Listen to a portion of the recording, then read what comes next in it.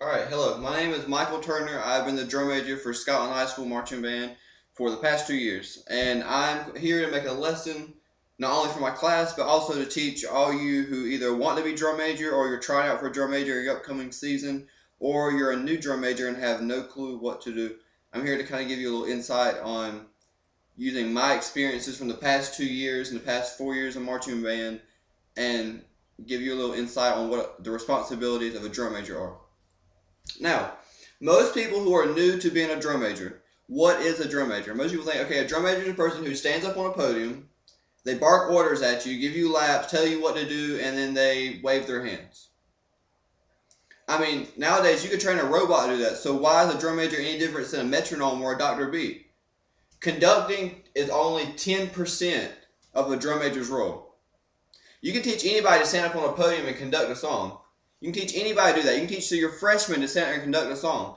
But it doesn't matter. It's other parts of being a drum major that make you the wonderful drum major, or to make you fulfill the role that your band director or your peers have led you to fulfill. A big part of being a drum major is leadership. You are the liaison between the students on the field and the band director.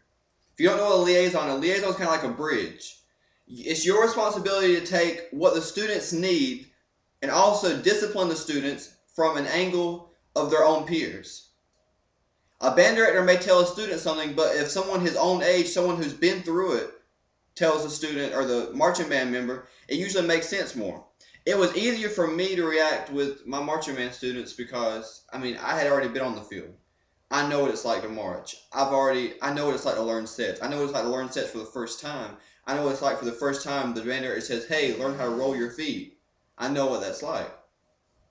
So, it's easier for you as a student to help a child out who's in your marching band, who's maybe a rookie, who's maybe not rolling their feet correct, or maybe who can't stay on step. It's easier for you to help them than for maybe a band director who hasn't marched in years and is kind of rusty on exactly what the techniques are. Second part, your discipline. Your marching band must be disciplined. Everybody has friends. I'm one of the most popular people in my marching band. Everybody knows me and I'm everybody's best friend. Yet when I got up on the podium, I also knew that I had a responsibility. It was my responsibility to still have my friends and still be a friend to everybody, but also be constructive and help my marching band succeed. You have to be disciplined. You can't allow people to talk at your rehearsal. You can't allow people to step over your band director. Your band director has the ultimate discipline, but on the field, you are the band director. When it comes to that performance, when it comes to the Friday night football game or Saturdays when you're at a performance, you're at Hope Mills or you're at Cape Fear and you're ready to perform, where's the band director? The band director is standing off on the side somewhere. You're the drum major. You're the person in control on the field. The band follows you. You start the band. You stop the band. You give the band expression. When something goes wrong, you're the first person, you're the only person they look at. Phasing. If there are two drum major roles, you must make sure both drum majors, or sometimes there's three. Three, you're just looking for trouble. Two is hard, as it is. You must make sure that all hands are together. You can't have offset downbeats. Because then what happens? You have half the band following one hand, you have half the band following the other hand, and it doesn't work out. That creates phasing.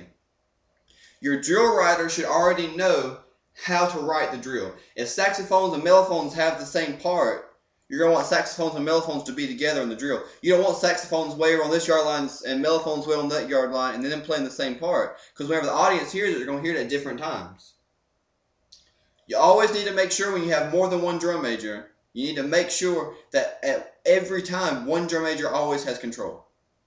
My personal way we did it was by songs. I would start off the first song. I would count off 5, 6, 7, 8, bam. When I drop the downbeat, the other drum major's eyes are on me. My eyes are on the field.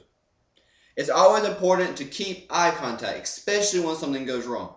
You never can show in your face, oh my God, something's going wrong, the band's falling apart, this is the last competition, holy shit, we're in trouble. You cannot show that to your students. You cannot show that to your peers, because if you look worried, then they're going to look worried. You need to show them correct downbeats. You need to make sure that they know that you have it in control.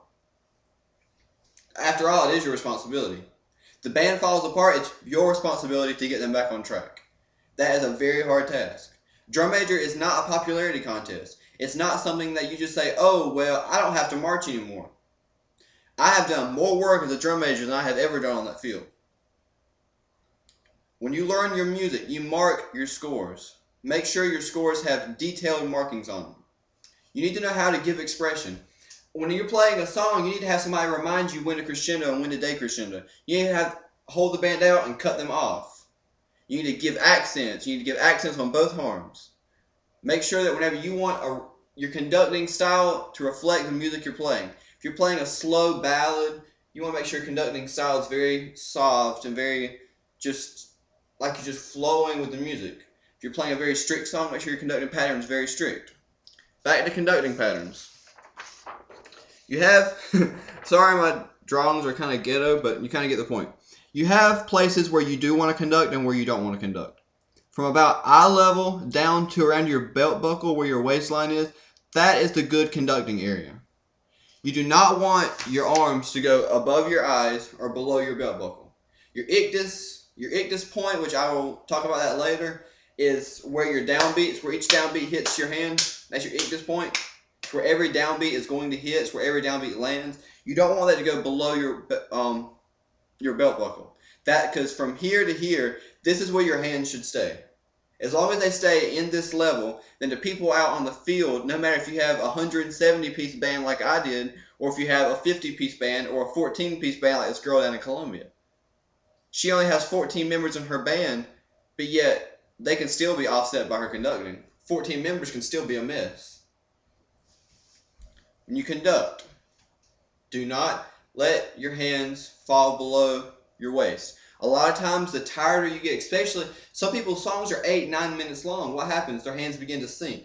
They sink below their belt buckle, and that causes problems. 4/4 pattern. This is called the arrow pattern. See where I have this green circle? The green circle is your ictus. That is the point where all of your downbeats are going to hit. Your ictus point is going to be 1, 2, 3, 4. If you're on a countertop, 1, 2, 3, 4. It's where all of your downbeats are going to hit. A slower ballad pattern. This pattern has 4 different ictus points.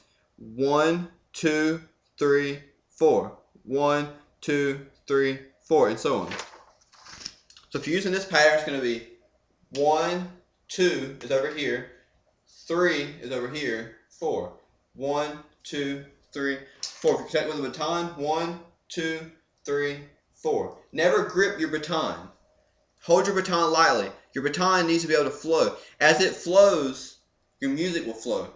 1, 2, 3, 4. 1, 2, 3, 4. 1, 2, 3, 4. That's your downbeats for that. 3/4 pattern. 3/4 pattern is what I usually use as the traditional triangle pattern. It's very strict. Usually 3/4 pieces are going to be very strict. Ta, ta, ta, 1, 2, 3, 1, 2, 3, 1, 2, 3, 1, 2, 3. The biggest mistake with a 3/4 pattern is rushing beat 3. 1, 2, 3, 1, 2, 3, 1, 2, 3. What am I doing? I'm rushing beat 3. You can't be in such a hurry to get your arms up and let them fall back down. When your arms are up, what's the main tendency you want to do when your arms are up? Make them fall back down. You can't do that. Your arms have to keep going at the tempo. Da, da, da, da, da, da, da, da, da. You cannot rush a band. Once you rush the band and they start going with that tempo, it's very hard to get them back. And once the band rushes, you don't want to get them back. Follow the drum line. The drum line is the pulse of your band.